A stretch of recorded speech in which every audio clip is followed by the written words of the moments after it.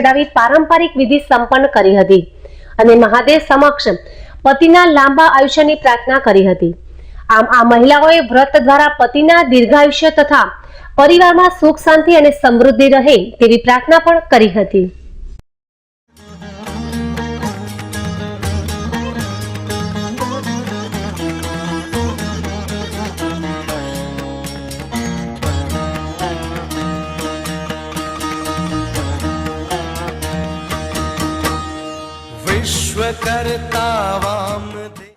सौभाग्यवती बधी स्त्रीओं ने भादरवा सुद तीज ए केवड़ा तीज कहवाय छे।